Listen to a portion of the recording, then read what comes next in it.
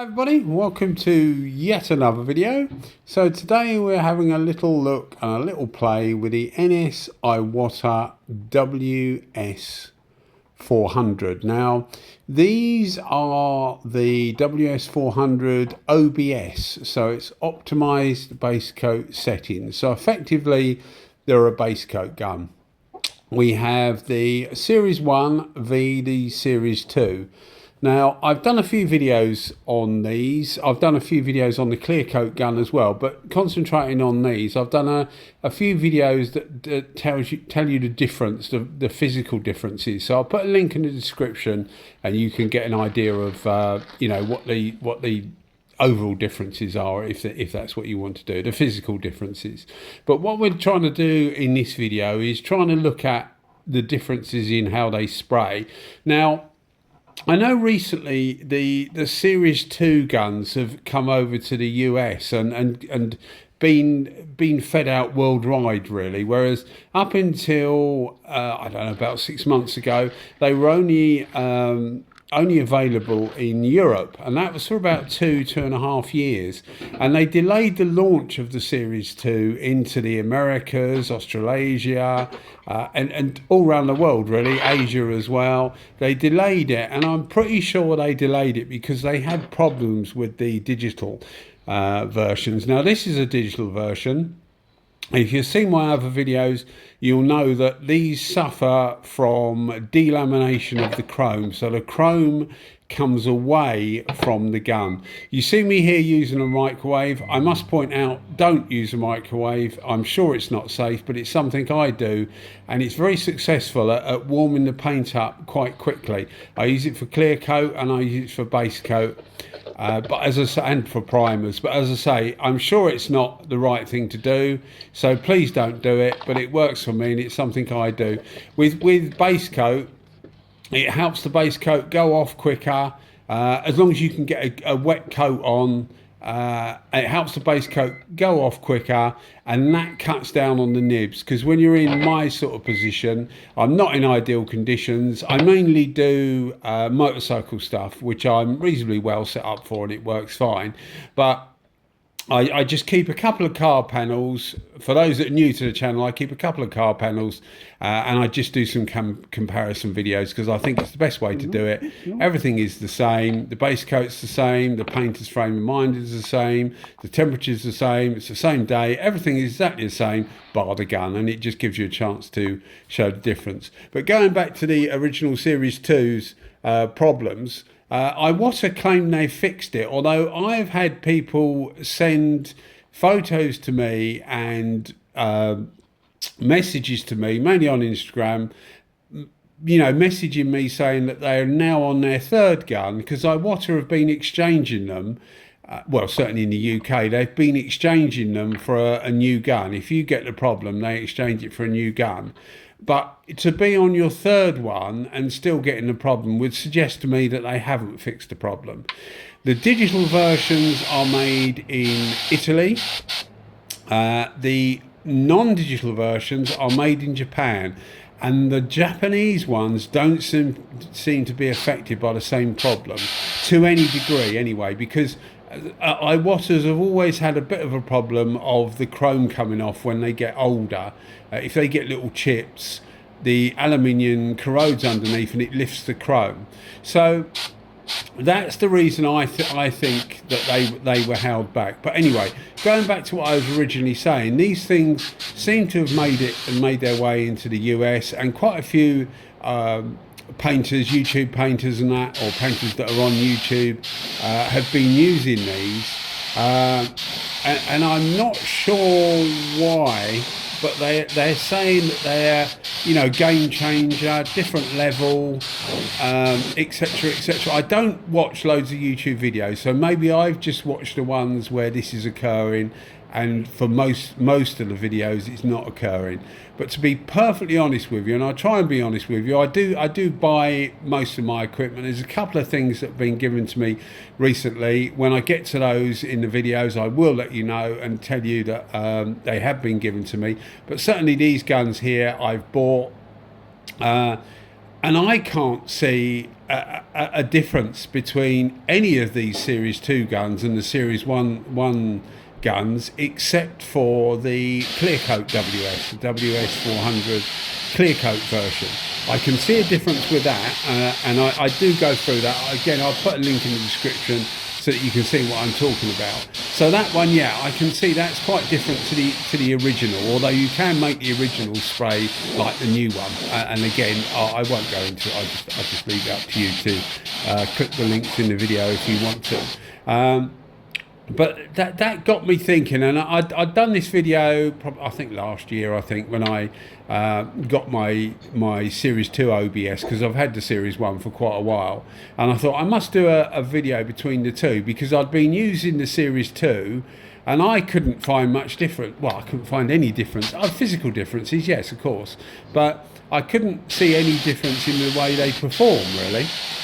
And as I said just now, the best way of finding that is to actually put them side by side, which is what we're doing now. So for me, both of these guns lay base coat really, really well. They're a good alternative to the green capped version, which is the LS400. Although they are different to the LS400. The main advantage of these over the LS400 is the fact that these use quite a bit less air. These use around about 12 CFM, that's at 2 bar, or 29 PSI. I use these in this video, both of them at 1.8 bar. So both of them are used below what's recommended, but you can get really, because of the split tip, you can get really good finishes with these, even at lower pressures. But I chose to use them both at 1.8 bar. When you see the fan comparison coming up in a minute, you'll see we start to use the Series 2. You'll see that the fan on the Series 2 looks slightly bigger, and that's only because when I did the spray out with the Series 1, the one we've just seen, I did that first at 3 turns out, and before I started using it, you would have seen me turn it to another half a turn. So I was using it at 3.5 turns out, and I thought, yeah, that's about right for what I want to do. And I started the Series 2 at 3.5 turns out. So the fan looks slightly bigger on the Series 2, but they are actually both exactly the same.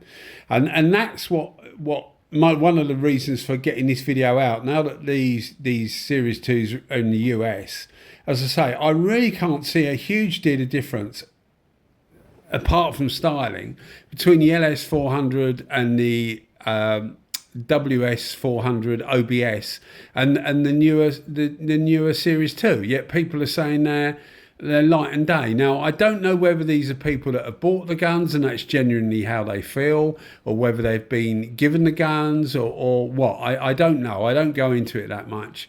I've just seen headlines up and bits of people saying, you know, this is a game changer. And I don't know whether it's to get views, I don't know, but it's I don't think it's right. I really don't think these are a game changer, only in the clear coat version. So what you'll get with both these guns is a very, very capable base coat gun. They'll also do clear coat. Both of these guns will actually do clear coat. They're quite slow, and the WS400 is quite slow. The WS400 clear coat gun is quite slow, and you actually slow these down even more because the tip is different. The caps on these are basically the same. They're the same as the WS. Different bezel colour around the outside, but they are the same cap, but it's the tip that's different. The air holes in the tip are smaller, so it does slow the gun down even more. So if you're thinking of getting one of these as an all-rounder, they are quite slow for clear coat, although they are very, very good. Both of these were the same size, so that's a 1.3. And both of them are the OBS tip. They do make a couple of different tips for different applications, for wetter applications and things like that, but both of these tips are comparable, so it's in my book it's a good comparison, and as I say, yeah, both of these will perform really, really well certainly for base coat, a bit slow for clear coat.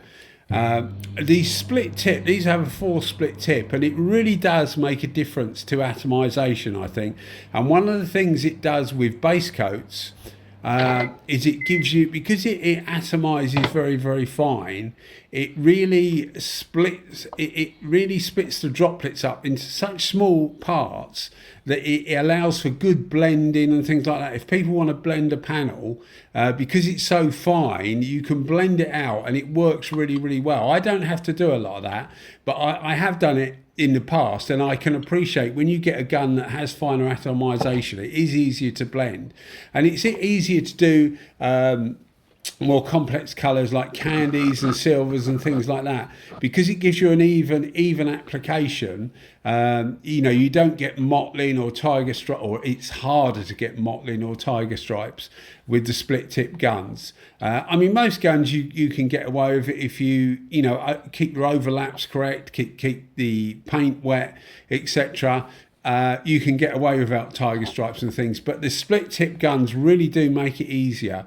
One of the things I didn't realise when I did this video was I've recently got a Porpish gun, the PRD 717, and that does exactly the same, although that is capable of working at lower pressures than these. So I think these are still, well, they are effectively old school, I guess. They work on the older principle, and again, that's another thing that makes me think the Series 2 isn't a particular leap to the Series 1. Not that the Series 1's bad, it's not. As I said, both of these are really good guns. The Series 1 was one of my favourite Basecoat guns, although I didn't use it a lot, to be fair, but it was one of my favourite, or still is one of my favourite Basecoat guns. So the Series 2 is exactly the same.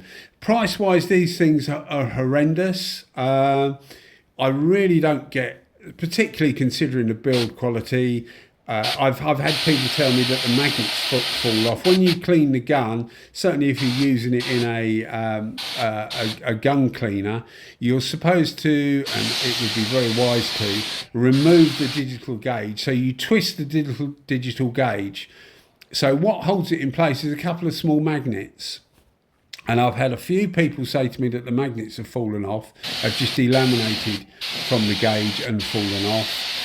And a couple of people, including someone I know, has changed the battery. They've got the display has gone very dull, and they've changed the battery, and the display is still very dull. So it suggests that there's something wrong with the gauge. So I got this because I got it quite cheap. I paid about 400 GB pounds for it, and it was new and unused. As far as I can remember, you might see it actually at the end. I think it's a 2022 gun, or it might be a 2023 gun, but it's you know, supposedly a later gun. What I do with these is I do actually keep them in a heated room. I don't leave them where I leave other tools, because I'm convinced that if the weather's quite humid, or if it gets very cold and then it gets warm.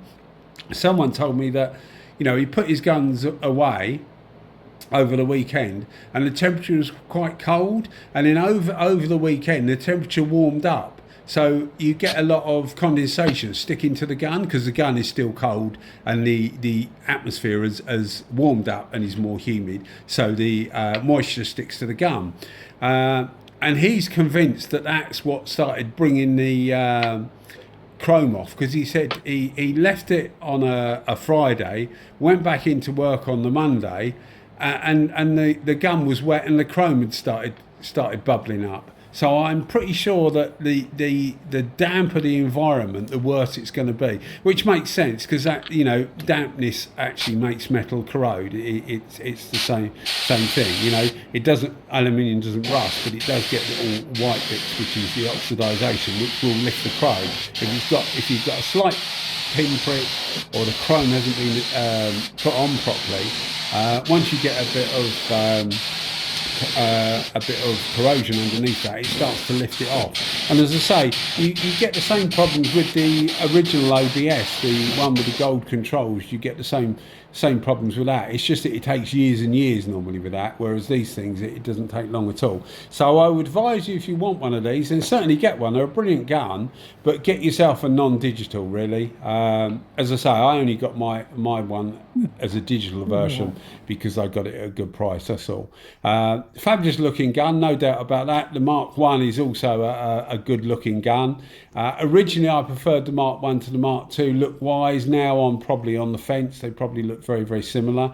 They called a cap different on this one, the Series 2, although physically it is exactly the same as the WS in the Series 2. So they've just, it's a lot of guns are like that. They just put different markings on the cap. But hopefully you can see both of them do a really good job. This can be an awkward colour. This is actually a custom colour.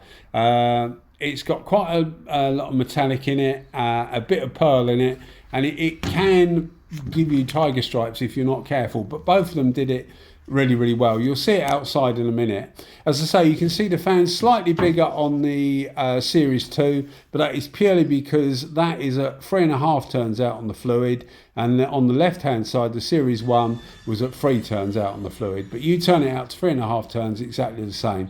And I've heard lots of people saying different things about these new guns, the turning of the fluid is much better, it's completely different. It isn't different at all. The controls are different, etc., but the actual workings of it isn't different at all. Anyway, I think you'll agree both of them come out absolutely fine. Both of them kept their colour well, no striping or anything. I haven't done any, well, I have since, but I didn't do any clear coat with them because I wanted to keep it purely as a base coat review because that's effectively what they're sold as. Anyway, guys, I hope as always you enjoyed the video. And if you did enjoy it, maybe think about giving us a thumbs up and a subscription. Anyway, guys, thanks as always for watching, and you keep watching them and I'll keep them coming. Cheers. Bye-bye.